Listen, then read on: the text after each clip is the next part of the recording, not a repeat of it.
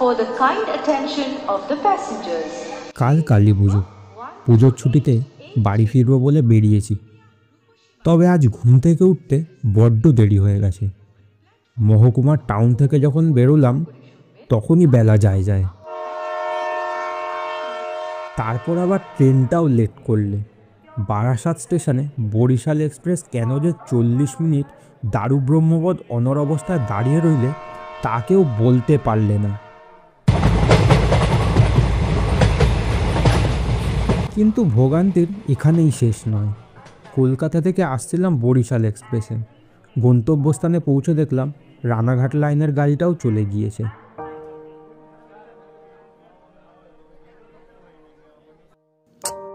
আজ তাড়াতাড়ি ওঠা উচিত ছিল, ছুটির দিনটা অযথা নষ্ট হলো।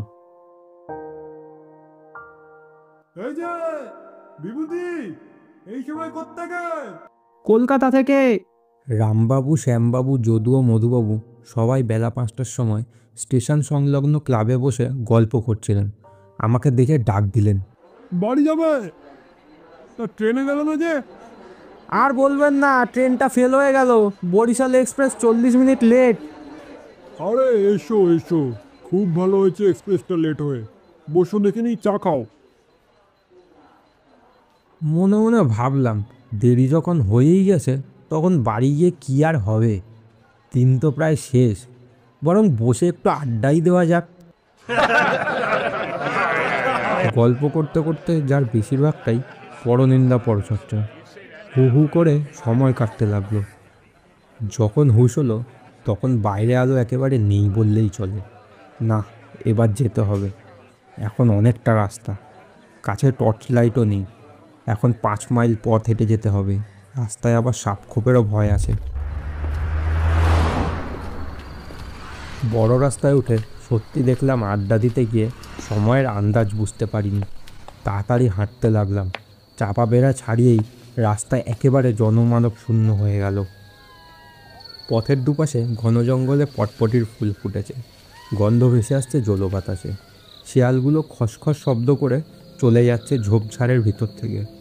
বিলিতি চটকা গাছের ডাল বেয়ে ঝুলে পড়েছে মাকাললতা। সত্যি গ্রাম বাংলার তুলনা নেই। কলকাতা থেকে হঠাৎ এসে বেশ লাগছে এই নির্জনতাকে।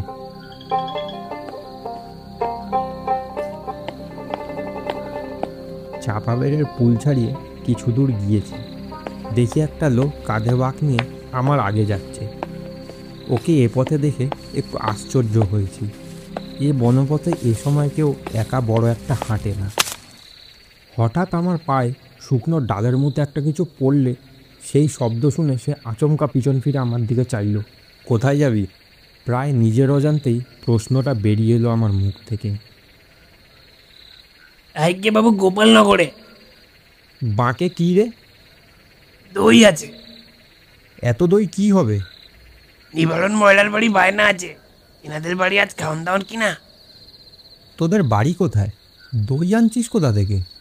আইকে বাবু, বেনাপুল থেকে। বলিস কি রে, এই 10 মাইল দূর থেকে দই আনছিস? তাই এত দেরি করে ফেললি কেন? আইকে বাবু, আমার গরু চুরি হয়ে গেছিল। লোকটার কণ্ঠস্বরে মনে হয়েছিল ও আমাকে সঙ্গী হিসেবে পেয়ে বেঁচেছে। একা যেতে ওর নিশ্চয়ই ভয় করছিল। আমার প্রশ্নের উত্তর এসে মহাভারত বলতে আরম্ভ করলে। কেন তার দেরি হলো দই নিয়ে রওনা হতে? ওদের একটা গরু চুরি হয়ে গেছিল। আজ 5 দিন খুঁজে খুঁজে হয়রান হয়েছিল। আজ দুপুরবেলা হিজলতলার বাউড়ে ওই গরুকে চড়তে দেখা গেল। তারপর ওরা দল বেঁধে এলো গরু আনতে। গিয়ে দেখে বাউড়ের ধারে একটা লোক বসে আছে। তার কাছেই 6টা গরু একসাথে চড়ছে। সবগুলোই বিভিন্ন গ্রামের হারানো গরু। ওদের দেখে তো লোকটা দিয়ে ছুট ইত্যাদি।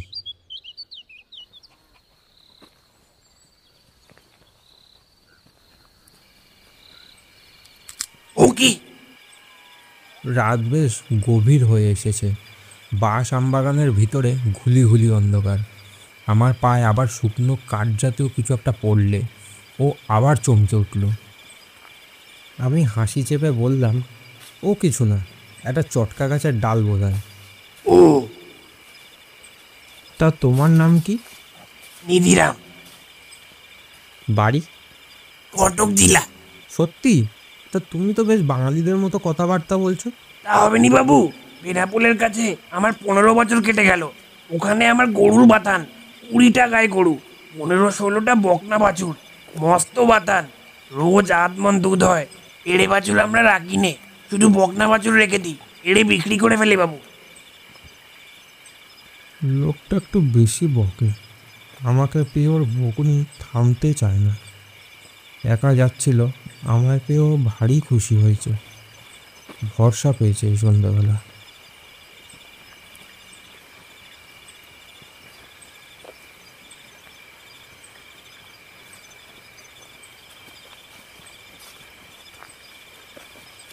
বৃষ্টি আর হলে না বাবু, কি বলেন? সেই রকমই তো দেখছি। এবার বড় দুর্বছর, আমন ধানের রোয়া হলো কই, চাষা মহলে হাহাকার পড়ে গিয়েছে। ধানের দরও তো বেড়ে গিয়েছে, গরিব দুঃখী লোকেরা এর মধ্যে উপোস শুরু করে দিয়েছে। গরুগুলো অনেক কষ্ট করে মানুষ করা বাবু, বিচুলির অভাবে মারা পড়বে। কেন? কাঁচা ঘাস কেটে খাওয়াবে? বর্ষাকালে কোনো গরুকে বিচুলি খায়? সবই তো কাঁচা ঘাস খেয়ে বাঁচে। পেতনা নদীর তীরে আগে কত কাঁচা ঘাস পাওয়া যেত, এখন সব আটি বেঁধে বনগা শহরে বিক্রি করে। শহুরে বাবুরা 4 আনা 14 পয়সায় এক আটি কিনছে। আমাদের গরুর ঘাস নেই মুশকিল। ওটা কি বাবু? লোকটা চমকে আমার গায়ে ঘেঁষে থমকে দাঁড়ালো। কই কি? চেয়ে দেখলাম কিছুই না, মাকাল লতার মোটা সাদা লতা গাছের ডাল থেকে দুলছে অন্ধকারে। লোকটা দেখছি ভীষণ ভীতু। বাবু আপনি কোথায় যাবেন? আমি একটু গিয়েই ডান দিকের রাস্তায় নেমে যাব, ওখানেই আমার গা। গোপালনগর এখন কত দূরে আছে বাবু? তা 1.5 মাইল। পথে কোনো ভয় টয় নেই তো বাবু? আমি জোর করে মাথা নেড়ে বললাম, না ভয় কিসের, এই অঞ্চলে বাঘটাক নেই, বুনো শুয়োরও নেই।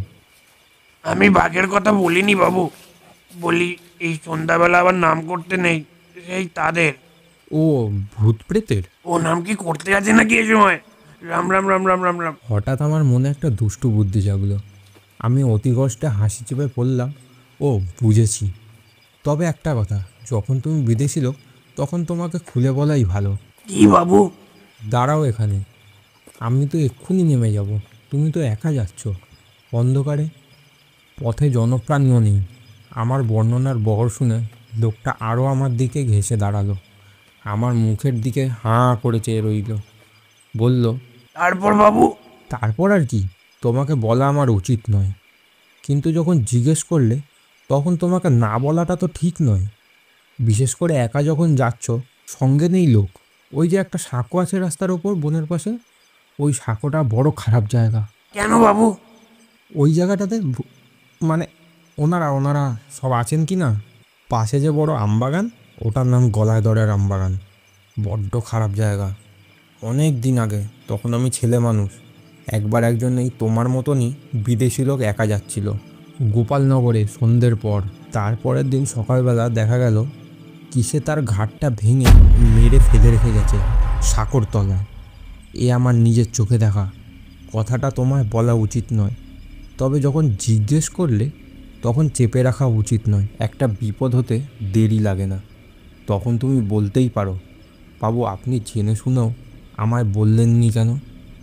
সন্ধ্যের পর কেউ ওই পথে যায় না, প্রাণ হাতে করে যেতে হয়। আজ বছর 2 আগে এক রাখাল ছোড়া দিন দুপুরে অজ্ঞান হয়ে পড়েছিল সাঁকোর তলায়, যাকে সে তুমি রাম রাম বলতে বলতে চলে যাও। বাবু আপনি কি নেমে যাবেন? হ্যাঁ, আগে আমার গায়ের রাস্তা নেমে গেল, আমি এবার চলে যাব। তাই তো বাবু, একা আমি কি করে যাব এখন? রাখে কেষ্ট মারে কে, মারে কেষ্ট রাখে কে। কপালে মৃত্যু থাকলে কেউ সামলাতে পারবে না, না থাকলে কেউ মারতেও পারবে না। রাম রাম বলতে বলতে চলে যাও। দাঁড়াও, আজ তিথিটা কি? তিথিটা ভালো নয়, আমাবস্যার চতুর্দশী প্রীতিপদ। এই তিথিগুলো খুব খারাপ। কেন কেন বাবু? সে তোমাকে বলে কি হবে, রাতের অন্ধকারে একা রাস্তার ওপর যেতে হবে তোমায়। এখনও 1 ক্রোশ পথ, ক্রমশ ঘুটঘুটে অন্ধকার হয়ে আসছে। তবে তোমায় বলা আমার উচিত, বিদেশি লোক, তোমার সব কথা খুলে না বলাটাও ঠিক না। একটা বিপদ হতে কতক্ষণ, তখন তুমি আমার দোষ দিতে পারো। এই সব তিথিতেই ভূত প্রেত পিশাচ রাম রাম রাম রাম রাম। ব্রহ্মদৈত্যী। ওসব নাম করবেন না বাবু, মানে ওরা সব বার হয়ে থাকেন কি না? তাই নাকি? তবে তো আবার কি জানো, এই চতুর্দশী তিথিতে গলায় দড়ি দিয়ে অপমৃত্যু ঘটেছে এমন ভূতেরাও বার হয়। আমি একবার বড় বিপদে পড়েছিলাম। একটা শ্মশানের ধার দিয়ে সেবার যাচ্ছিলাম, সেও এই ভূত চতুর্দশী তিথি। দেখি যে অন্ধকারে গাছের ডাল থেকে কী যেন একটা ঝুলছে। কাছে গিয়ে দেখি একটা মেয়ে মানুষ গলায় দড়ি দিয়ে ঝুলছে আর হি হি করে হাসছে। কি সর্বনাশ! যাক, ওই আমার রাস্তা নেমে গেল, আমি চললাম এবার। তুমি একটু সাবধানে যাও, সাবধানের মান নেই। কথা শেষ না করেই আমি আমাদের গ্রামের পথে নেমে পড়লাম। বাবু, আমাকে একটু এগিয়ে নিয়ে সাঁকোটা পার করে যান যদি। আমার কম্য নয়, আমাকে তারপর এগিয়ে দেবে কে? বাবারে, প্রাণ হাতে করে যাওয়া ওসব জায়গায়, একেই আজ ভূত চতুর্দশী। রাম রাম রাম রাম। তুমি চলে যাও একটু জোর পায়। আবার রাস্তাও তো কম নয়, তোমাকে যেতে হবে 1-1.5 মাইল রাস্তা, আর এই অন্ধকার। আচ্ছা চলি, তুমি বিদেশি লোক। বাবু, বাবু, একটা কথা শুনুন। আমাদের রাস্তায় নেমে কয়েক পা এগিয়েছি মাত্র, ফিরে দেখি কাঁধের বাঘটা একটা শিশু গাছের তলায় নামিয়ে দাঁড়িয়েছে। কি? দইগুলো নিয়ে এখন আমি কি করি বাবু? কি আর করবে, বায়না রয়েছে। 1 মুঠো টাকা দিয়ে এসো। রাত হয়ে গিয়েছে, ওদের খাওয়ান দাওয়ানোর সময় তো প্রায় পেরিয়েই গেল। রাম বলে এগিয়ে যাও, সাবধানে যেও কিন্তু। আর কোনো কথা না বলে আমি হনহন করে হাঁটতে আরম্ভ করলাম। বাবু, ও বাবু, শুনে যান একটা কথা, ও বাবু। দূরে ওর গলাটা যেন আর্তনাদের মতো শোনাচ্ছিল। মনে মনে খানিক হেসে চলতে লাগলাম পথ বেয়ে।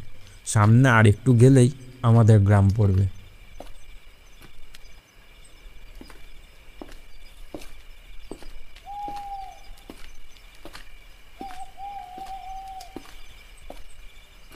কিন্তু ওটা কি? গ্রামের বুড়ো বট গাছের ডাল থেকে ওটা কি ঝুলছে? থমকে দাঁড়ালাম। না, এগিয়ে দেখা ভালো, না হলে ভয়টা চেপে বসবে। এতক্ষণ লোকটার সাথে মজা করছিলাম, কিন্তু এখন আমার বুকটা হঠাৎ ছ্যাদ করে উঠল।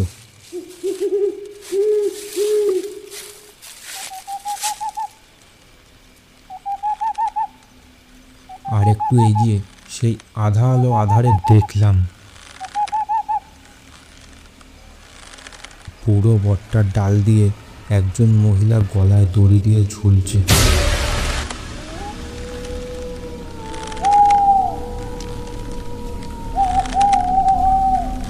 কিছু কিছু ভুল হচ্ছে না তো? গাছে আরো কিছু একটার অস্তিত্ব টের পেলাম। কোনো বন্য প্রাণী? না, এখানে আর দাঁড়ানো ঠিক নয়। কিন্তু পা চলছে না। ইতিমধ্যেই আমার স্নায়ুতন্ত্র আমার বিরুদ্ধে ষড়যন্ত্র করেছে।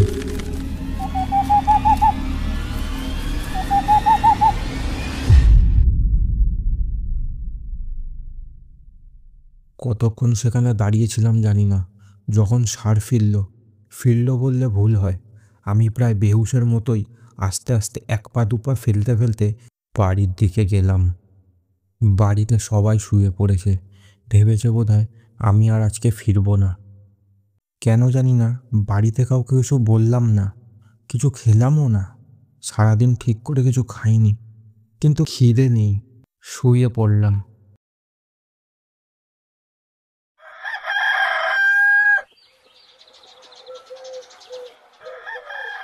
পরের দিন সকাল হতেই কথাটা কানে গেল। কাল রাতে রায়দের ছোট বউ বুড়ো বটে গলায় দড়ি দিয়েছে।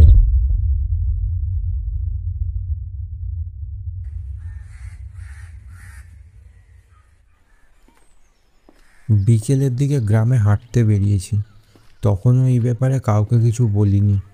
হঠাৎ পাশের গ্রামের হরির সাথে দেখা। হরি গোপালনগর নিবারণ ময়রার দোকানে কাজ করে। হঠাৎ মুখে হালকা হাসি ফুটে উঠল। ভারী কৌতূহল নিয়ে তাকে আগের দিনের লোকটার ব্যাপারে জিজ্ঞেস করায় সে বললে, কাল সন্ধ্যাবেলা কই কালকে তো কেউ দই নিয়ে আসেনি, আর না কারো আসার কথা ছিল।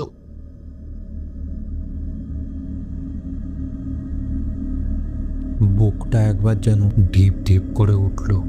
তাহলে কাল যার সাথে আসলাম সে কে? কিছুই বুঝতে পারলাম না।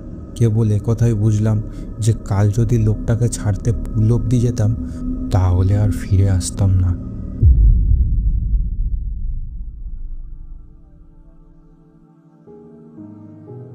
আজ গল্প পাঠ ও হরির চরিত্রে শুভ, মধুবাবু ও দইওয়ালার চরিত্রে আমি শুভঙ্কর শেষ হলো প্রখ্যাত সাহিত্যিক বিভূতিভূষণ বন্দ্যোপাধ্যায়ের লেখা পথিকের বন্ধু।